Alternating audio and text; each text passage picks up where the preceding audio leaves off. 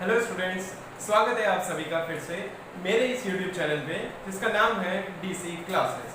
So guys, हम लोगों ने लास्ट टॉपिक पढ़ा था कि किसी भी कॉम्प्लेक्स नंबर का स्क्वायर रूट कैसे निकालते हैं। सो आज हम जो पहला अपना टॉपिक डिस्कस करने वाले हैं उसका नाम है आर्गेंट प्लेन। यानी आर्गेंट प्लेन होता क्या है, सबसे पहले इस बारे में बात करेंगे और फिर हम बात करेंगे कि कोई भी कॉम्प्लेक्स नंबर ज्योमेट्रिकली क्या रिप्रेजेंट करता है। तो सबसे पहले हम जो देखेंगे वो है आर्गेंट प्लेन।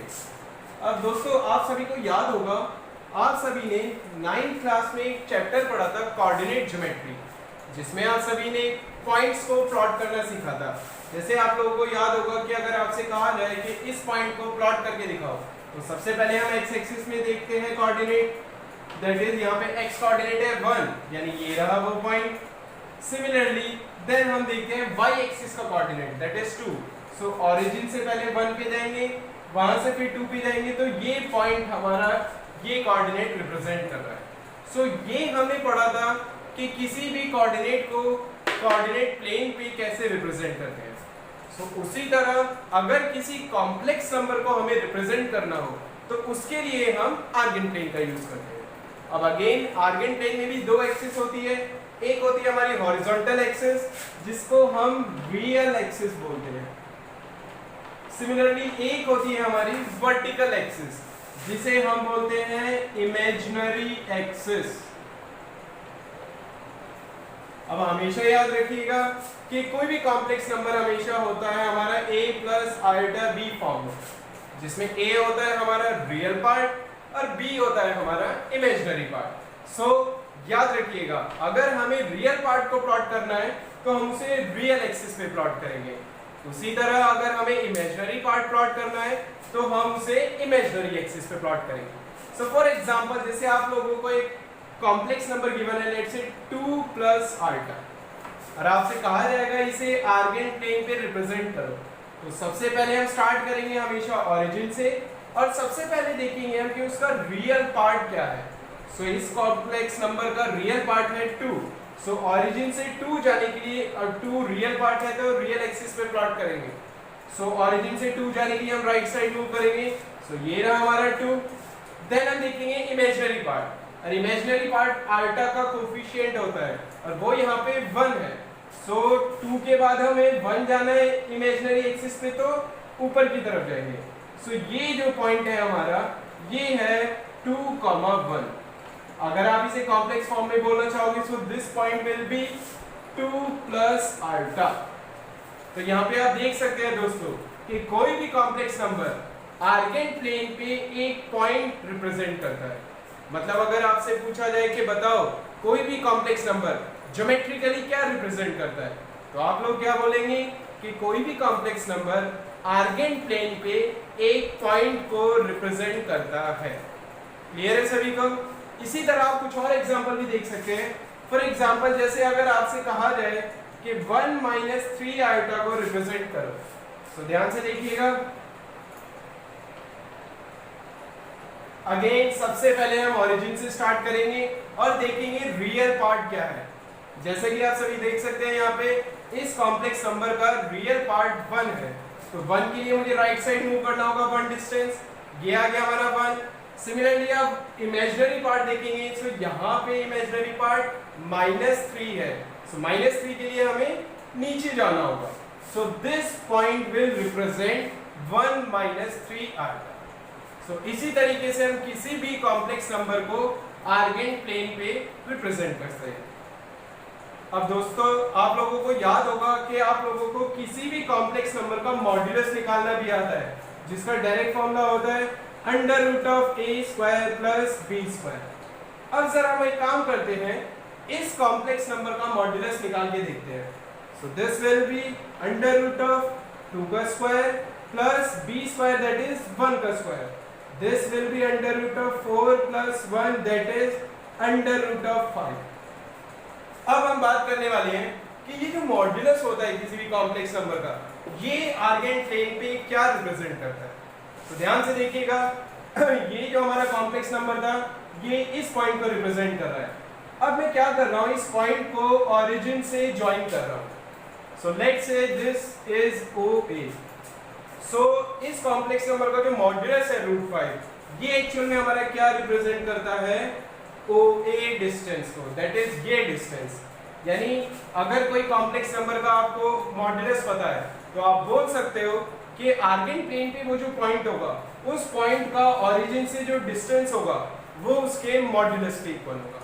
सो यहाँ पे मैं इसे mod z बोलूंगा, OA will be equals to mod z। सो इस तरीके से हम किसी भी कॉम्प्लेक्स नंबर को आर्गेन प्लेन पे रिप्रेजेंट कर सकते हैं और ये भी बता सकते हैं कि उसका मॉड्यूलस ज्योमेट्रिकली क्या रिप्रेजेंट करता है। ठीक है दोस्तों, सो मेरे ख्याल से आप लोगों को समझ आ गया होगा आर्गेन प्लेन क्या होता है। अब हम जो नेक्स्ट टॉपिक पढ़ने वाले हैं वो है पोलर फॉर्म, यानी पोलर फॉर्म होती क्या है इस बारे में अब हम बात करेंगे। ठीक है, सो एज्यूम करते हैं आप लोगों को एक कॉम्प्लेक्स नंबर गिवन है z is equal to a plus iota b। ठीक है, और आपको कहा जाएगा कि इसे पोलर फॉर्म में कन्वर्ट करो। सो पोलर फॉर्म क्या होती है पहले इस बारे में बात करते हैं।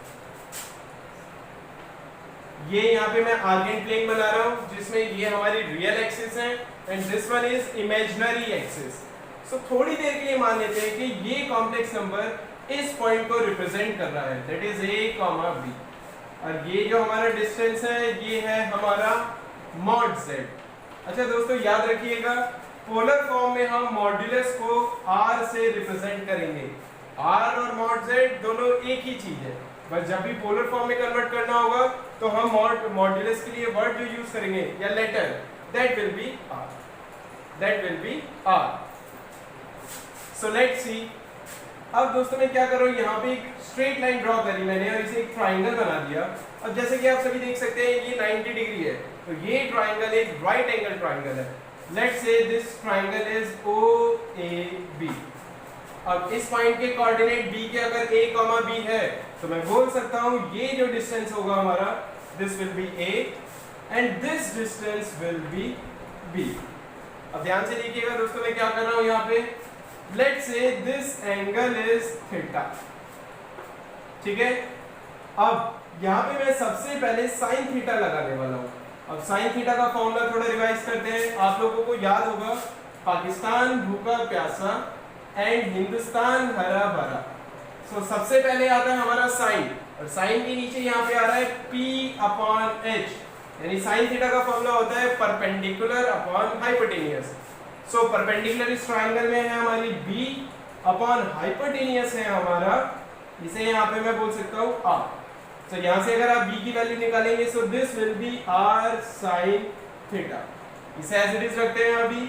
अब हम ये सिमिलरली निकालेंगे cos theta. So cos theta will be equals to sin के बाद आता है cos theta, so cos theta will be b/h। So यहाँ पे बेस है हमारा a एंड h है हाइपोटेनियस अगेन r। सो यहाँ से आप a की वैल्यू निकालेंगे so this will be r cos theta. अब मैं यहाँ पे क्या करने वाला हूँ, ये a और b की वैल्यू इसमें पुट करने वाला हूँ, देखते हैं क्या मिलता है। So z will be equals to a that is r cos theta plus iota times b that is r sin theta. अब आप लोग यहाँ पे देख सकते हैं कि दोनों में r कॉमन आ रहा है, so z will be equals to r times cos theta plus iota times sin theta. ये जो होती है हमारी, इसी को हम बोलते हैं पोलर फॉर्म। सो पोलर फॉर्म में कन्वर्ट करने के लिए हमें याद रखिएगा दो चीजों का इस्तेमाल करना होता है। पहला है हमारा r that is modulus of a complex number, और दूसरा है थीटा। थीटा क्या होता है कि वो कॉम्प्लेक्स नंबर को जब हम ओरिजिन से ज्वाइन करके जो लाइन बना रहे हैं वो लाइन x एक्सिस के साथ कितना एंगल बना रही है, ये एंगल होता है हमारा थीटा। सो अगर किसी भी कॉम्प्लेक्स नंबर का मुझे मॉड्यूलस पता हो और थीटा पता हो तो मैं उस कॉम्प्लेक्स नंबर को पोलर फॉर्म में कन्वर्ट कर सकता हूँ। ठीक है, अभी के लिए आप बस याद रखिएगा कि ये हमारी पोलर फॉर्म होती है। अब कन्वर्ट किस तरीके से करते हैं किसी भी कॉम्प्लेक्स नंबर को, इस बारे में बात करेंगे। अच्छा दोस्तों, ये करने से पहले, पोलर फॉर्म में कन्वर्ट करने से पहले हम ये जरूर देखेंगे कि क्वाड्रेंट में कौन सा ट्रिग्नोमेट्रिक रेशियो पॉजिटिव होता है और कौन सा नेगेटिव होता है, क्योंकि इसका यूज हमें पोलर फॉर्म में कन्वर्ट करने के लिए जरूरत पड़ेगी। तो ध्यान से देखिएगा, इसके लिए हमारा एक सिंपल सा वर्ड होता है that is add sugar to coffee. आप सभी ने ये सब पहले ही पढ़ रखा होगा, मैं एक बार रिवाइज करा रहा हूं। एट दैट इज ऑल, यानी फर्स्ट क्वाड्रेंट में अगर कोई एंगल थीटा है तो उसके लिए सभी trigonometric that is all trigonometric ratios will be positive. Similarly अगर हम सेकंड क्वाड्रेंट की बात करेंगे तो यहाँ पे s आता है, s से हमारे एक फंक्शन होता है साइन, और साइन का उल्टा करेंगे दैट इज 1 अपॉन साइन करेंगे, so that will B cosec. यानी सेकंड क्वाड्रेंट में साइन और कॉसेक ट्रिग्नोमेट्रिक रेशियो पॉजिटिव होता है और बाकी सभी ट्रिग्नोमेट्रिक रेशियोज नेगेटिव होते हैं। सिमिलरली थर्ड क्वाड्रेंट में 2 दैट इज t से होता है हमारा ट्रिग्नोमेट्रिक रेशियो 10, और 10 का उल्टा करेंगे that is 1 upon tan theta, that will B cot theta. So third quadrant में हमारा tan और cot पॉजिटिव होता है और बाकी सभी नेगेटिव होते हैं। सिमिलरली लास्ट है हमारा coffee that is fourth quadrant, इसमें हमारा एक तो cos थीटा पॉजिटिव होता है और 1 अपॉन cos थीटा होता है हमारा sec थीटा। सो यहाँ पे हमारे फोर्थ क्वाड्रेंट में cos और sec पॉजिटिव होगा और बाकी सभी ट्रिग्नोमेट्रिक रेशियोज नेगेटिव होंगे। अब इन्हीं का यूज करके अब हम बात करेंगे कि किसी भी कॉम्प्लेक्स नंबर को पोलर फॉर्म में कैसे कन्वर्ट करा जाए। ये आप लोगों को रिवाइज कराने के लिए या याद दिलाने के लिए मैं यहाँ पे लिख दे रहा हूँ ताकि आप सभी को याद रहे। क्वेश्चन को सॉल्व करते हुए हम इसका यूज करने वाले हैं।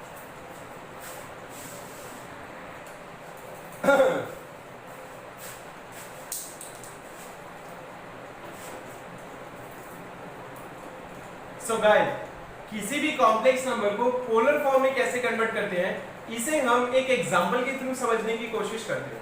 सपोज कीजिए आपको एक कॉम्प्लेक्स नंबर गिवन है z = 1 + i और आपसे कहा जाएगा कि इसे पोलर फॉर्म में कन्वर्ट कीजिए। सो ध्यान से देखिएगा, सबसे पहले मैं इसे पोलर फॉर्म में अगर लिखेंगे तो this will be r cos theta plus r sin theta. अब दोस्तों, मुझे अगर इस कॉम्प्लेक्स नंबर को पोलर फॉर्म में कन्वर्ट करना है तो मुझे सिर्फ दो चीजों को पता लगाना होगा। पहली चीज r दैट इज मॉड्यूलस, ये आप बड़ी आराम से निकाल सकते हैं using the formula √a² + b²। दूसरी चीज निकालनी है हमें यहाँ पे थीटा।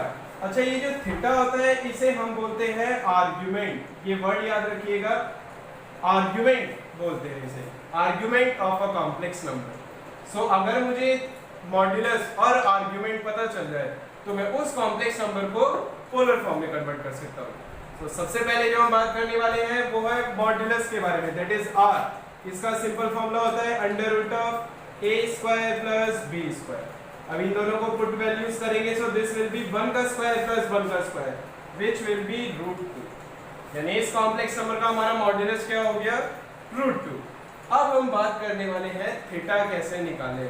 तो दोस्तों ध्यान से देखिएगा, अब यहाँ पे मैं क्या करने वाला हूँ, इन दोनों कॉम्प्लेक्स नंबर को कंपेयर करने वाला हूँ।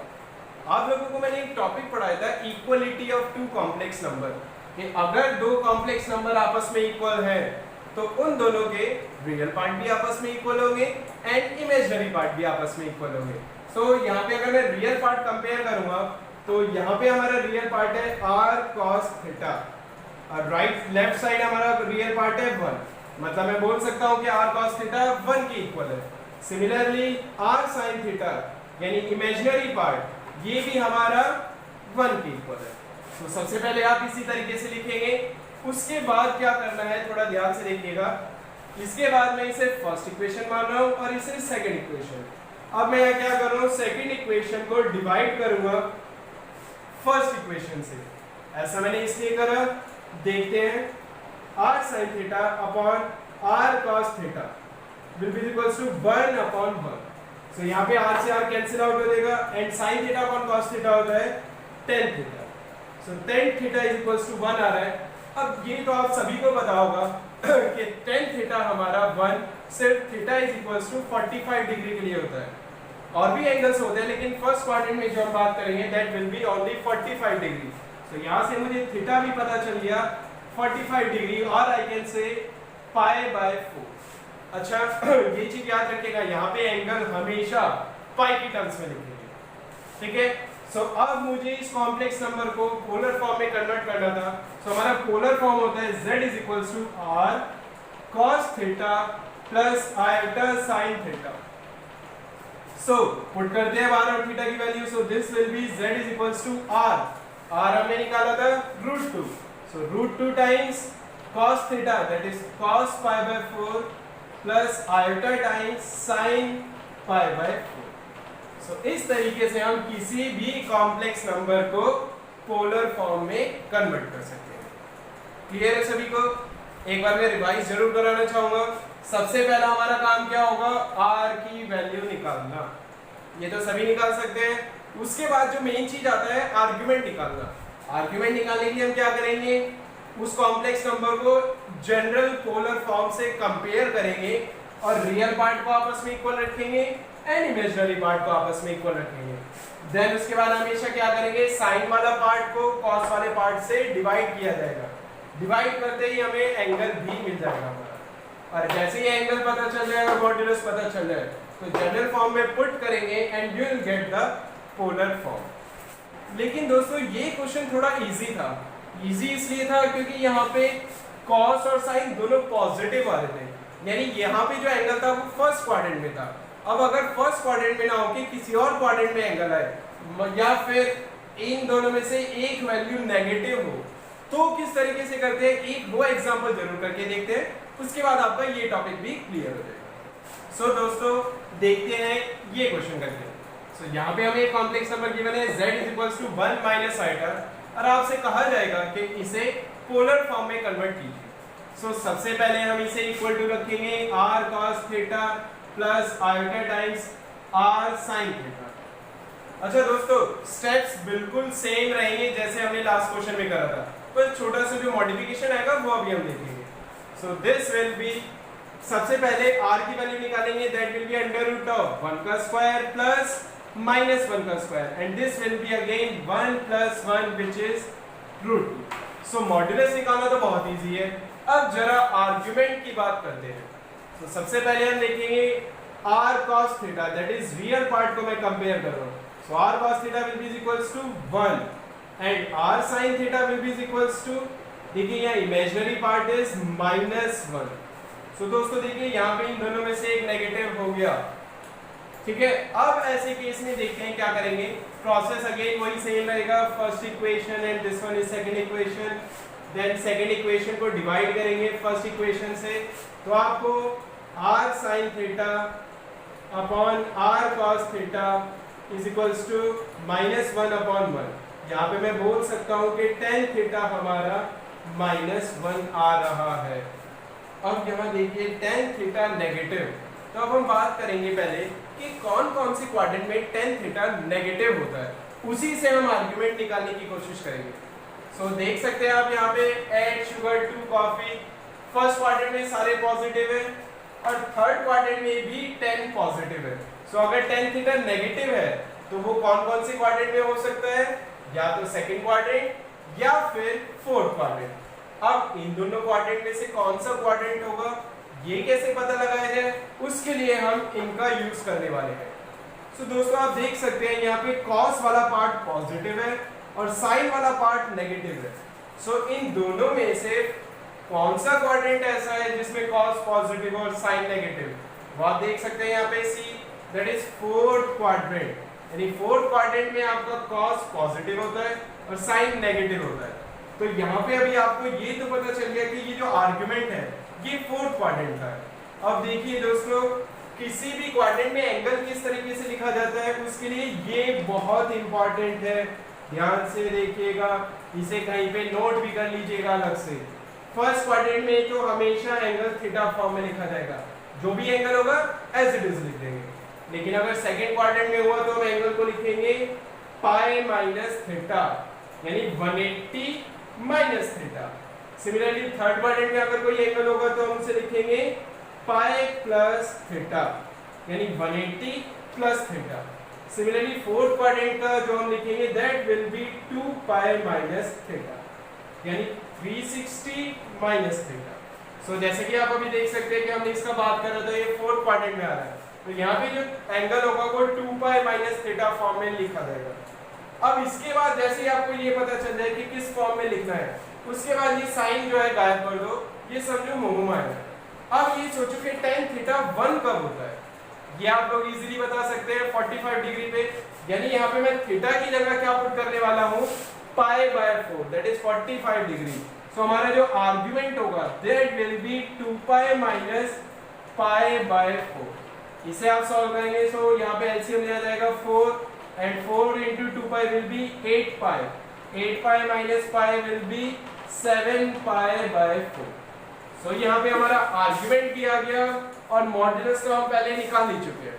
सो हमारा जो पोलर फॉर्म होगा वो हो जाएगा r यानी √2 times cos theta that is cos 7 pi by 4 plus iota times sin 7 pi by 4। सो इस तरीके से हम किसी भी कॉम्प्लेक्स नंबर को पोलर फॉर्म में कन्वर्ट कर सकते हैं।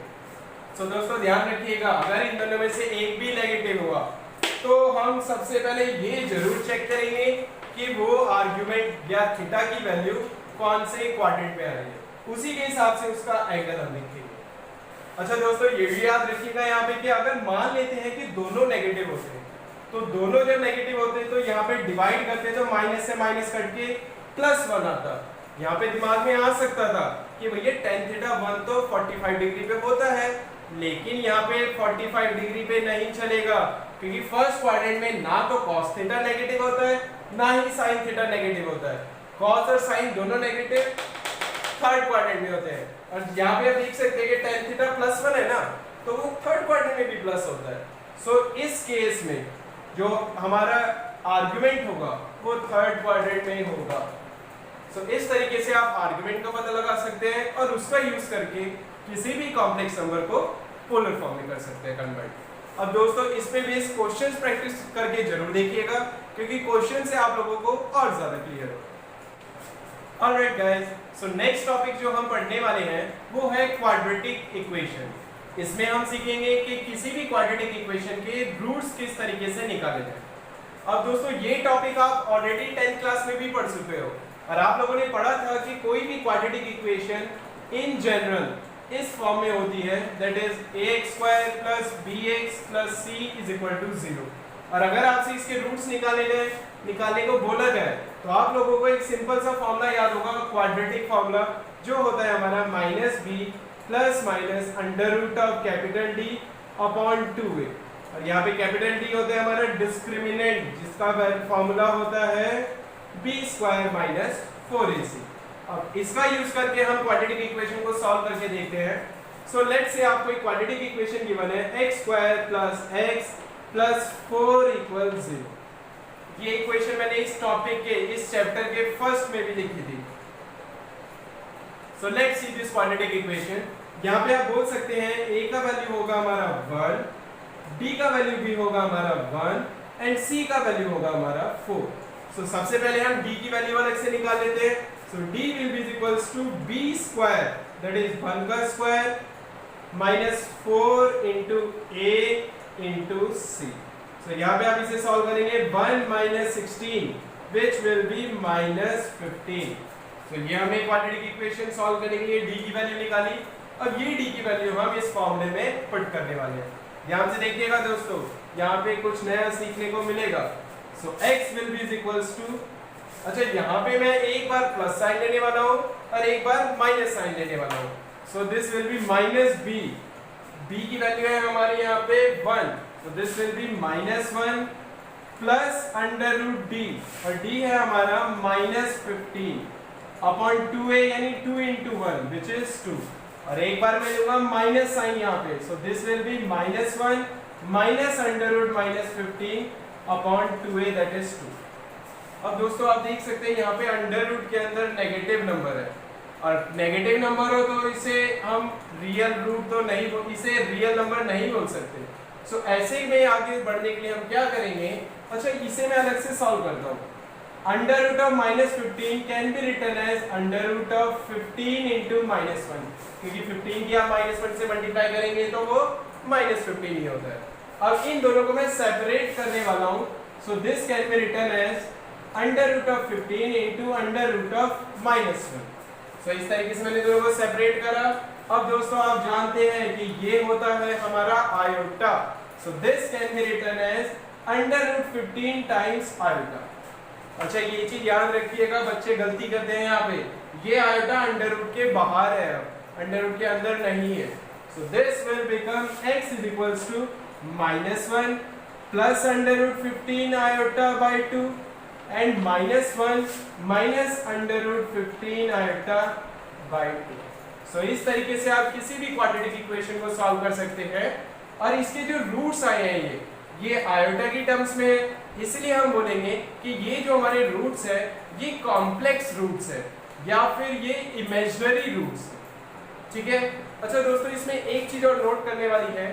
अब मैं क्या कर रहा हूँ, इस कॉम्प्लेक्स नंबर का कॉन्जुगेट निकाल के देख रहा हूँ। सो -1 प्लस अंडर रूट 15 आयोटा, अच्छा ये जो अपॉन में 2 है दोनों के नीचे अलग अलग लिख दे रहा हूँ ताकि कंफ्यूजन ना हो। अब इसका कॉन्जुगेट निकालना है, ऊपर बार लगा दिया। तो कॉन्जुगेट के लिए क्या करते हैं कि जो इमेजिनरी पार्ट होता है उसका साइन चेंज कर देते हैं। सो इसका कॉन्जुगेट होगा हमारा -1/2 minus under root 15 iota by 2। अच्छा यहाँ पे अगर आप एलसीएम लेंगे so this will be 2 and here it will be -1 minus under root 15 iota. अब दोस्तों आप सभी देख सकते हैं कि ये जो हमारा रूट आया था और ये दोनों सेम है। यहां से मैं क्या कंक्लूजन निकाल सकता हूं कि किसी भी क्वाड्रेटिक इक्वेशन के जो रूट्स आते हैं वो एक दूसरे के कॉन्जुगेट होते हैं। अगर आप इसका कॉन्जुगेट निकालेंगे तो वो ये आएगा।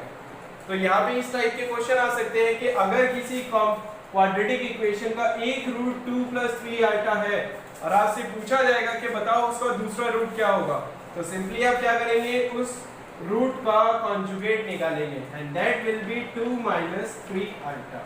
सो इस तरीके से आप किसी भी क्वाड्रेटिक इक्वेशन का दूसरा रूट निकाल सकते हैं अगर आपको एक रूट गिवन होगा। सो दोस्तों इस चैप्टर में बस इतना ही था। अब लास्ट में मैं फिर आप लोगों से एक बात जरूर रिपीट करना चाहूंगा कि इस चैप्टर के जितने क्वेश्चंस हो सकेंगे उतने क्वेश्चन प्रैक्टिस करके जरूर देखिएगा, क्योंकि विदाउट प्रैक्टिस आप लोगों को ये नहीं पता चलेगा कि आप लोगों को प्रॉब्लम्स कहाँ आएगी। सो फिर मैं बोलना चाहूंगा कि प्रैक्टिस जितना हो सकेगा उतना करके देखिएगा। और अगर आप लोगों को कोई डाउट्स आता है या कोई भी परेशानी होती है तो आप लोग प्लीज मुझे कमेंट्स में नीचे लिख के जरूर बताएं। मैं पूरी कोशिश करूंगा आप लोगों की प्रॉब्लम्स को सॉर्ट आउट करने का। थैंक यू दोस्तों।